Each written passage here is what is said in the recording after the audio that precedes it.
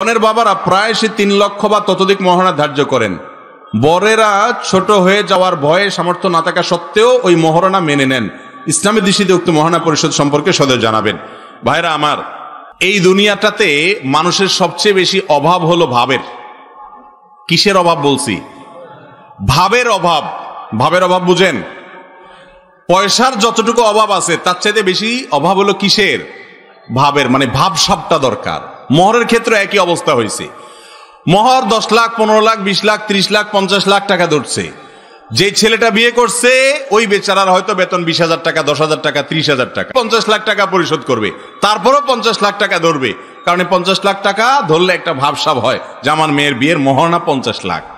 পাবে না 1 টাকাও, ধরছে কত? 50 লাখ। এগুলো উচিত কাজ না। মেয়ের বাবারা বিশেষ করে এই কাজগুলো খুব গর্হিত কাজ করেন।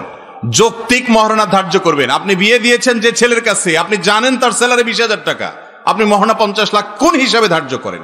কিভাবে আপনি ডিমান্ড করেন? আপনার যদি উদ্দেশ্য হয় যে মহারণা এটা আমার প্রোটেকশন, মেয়েকে তালাক দিতে পারবে না, তো মনে রাখবেন মহারণার বড় ফিগার কখনো সংসার টেকাতে পারে না। আমাদের বাপ চাচাদের মহারণা অনেক কম ছিল, জিজ্ঞাসা করেন সংসার কয়টা ভাঙছে? সব মাশাআল্লাহ এখনো জোড়া আছে। কিন্তু আজকাল 50-60 লাখ টাকা মোহর ধরে, এরপরে বিয়ে টিকে না। অতএব এই কালচার থেকে বেরিয়ে আসতে হবে। ইন্না আযামান নিকাহি বারাকাহ আইসারুহা মাউনা। যে বিয়েতে খরচ কম সে বিয়েতে আল্লাহ তাআলার বরকত অনেক বেশি। আর আমাদের দেশে আজকাল দেখা যায় বিয়েতে অনেক খরচ করতে পারলে মনে করি আমরা কিছু একটা করলাম, আর কম খরচে বিয়ে করলে মোহর কম হলে বিয়েই করছি কিনা এটা নিয়ে সন্দেহ দেখা দেয়। ঠিক না ঠিক ভাইরা? অতএব এই কালচার আমাদেরকে পরিবর্তন করতে হবে। বিশেষ করে মেয়েদের মোহর এটা শো আপের জন্য নয়। আপনি 50 লাখ, 30 লাখ, 20 লাখ ধরছেন, ওই ভদ্র মহিলা ওই বেচারিকে 1 টাকাও দিচ্ছেন না। এর চেয়ে বড় অবিচার কি আছে?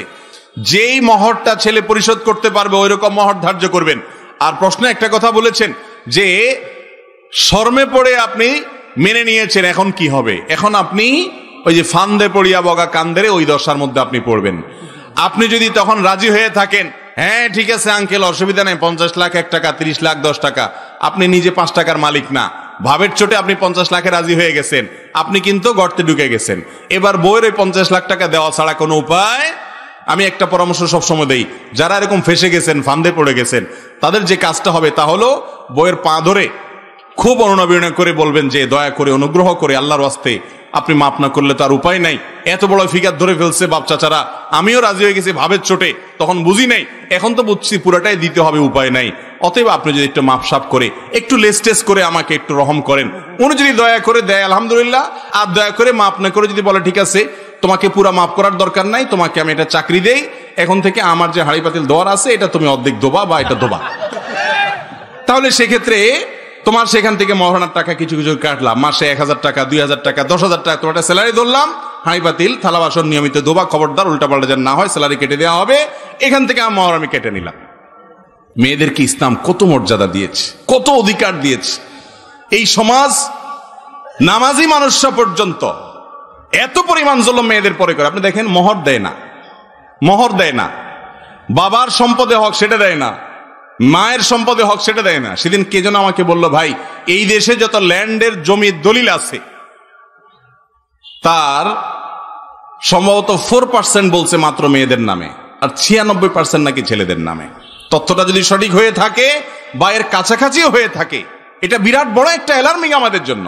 অথচ এদেশে আমাদের যত মেয়েরা আছে, ছেলেদের যেরকম সম্পত্তিতে ভাগ আছে মেয়েদের আছে না নাই? তাহলে তাদের নামে দলিল হয় না কেন? তার মানে হলো মেয়েদের প্রতি অত্যাচার করার ব্যাপারে গোটা জাতি আজ ঐক্যবদ্ধ হয়ে গেছে। জাতি ঐক্যবদ্ধ হয়ে গেছে মানে আমরা ঐক্যবদ্ধ হয়ে গেছি, সবাই মিলে ঝুলে সবাই ভোগ করছি এবং নষ্ট করছি। আল্লাহ তাআলা আমাদেরকে বুঝার তৌফিক দান করুন।